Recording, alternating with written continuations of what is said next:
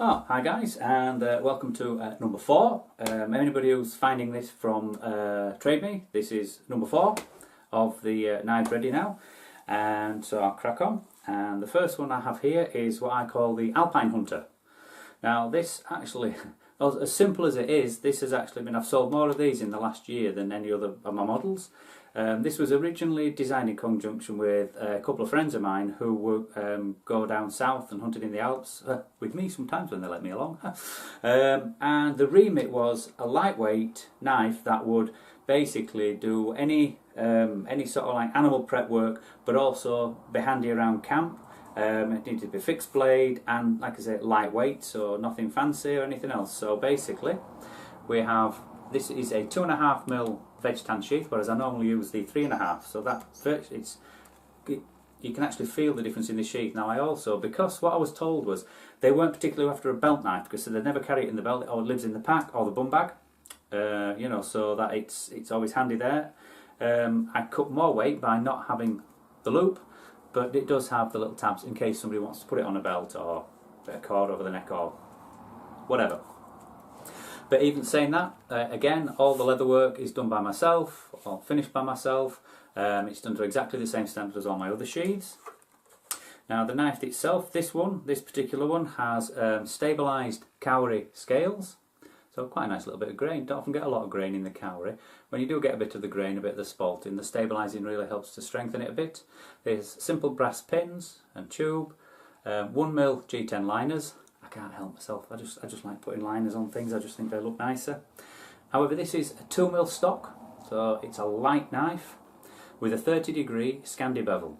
And again, there's no extra weight being taken out of the blade, but it's very thin. And apparently, I was told this year that a chap who, his friend came back and bought one straight after the trip, but he prepped 4 chamois, a pig and a goat, and didn't sharpen it, and it was still sharp when he came back. So obviously it wasn't gouging, it was obviously not hacking bone and gouging joints, but certainly worked. But anyway, here we are. So yeah, that's a nice little coat bottle, but again quite a slim handle, but there's plenty there, you know, for sort of like work around camp and things like that. So that's showing up. Nice green liners. It's a nice little bit of timber really, and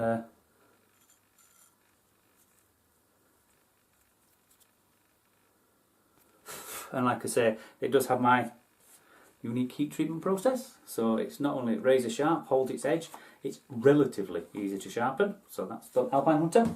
The next one is little Puko, and I'm constantly upgrading these. I've got to admit, I do have a particular love for doing bushcraft type knives and things like that. I just like them. I think they're so useful and handy. But as you can see, it's got a slightly redesigned sheath. It's my latest design of sheath. All the finishing as normal. Part wet form, part grip, so it just pops. It does pop out. And here we have.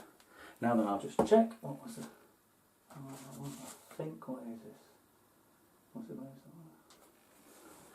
Now this again, I hadn't realised, but this is another with stabilised cowrie again, but it's got some very nice figurine, which is quite unusual for cowrie, but again, stabilising it helps to form everything.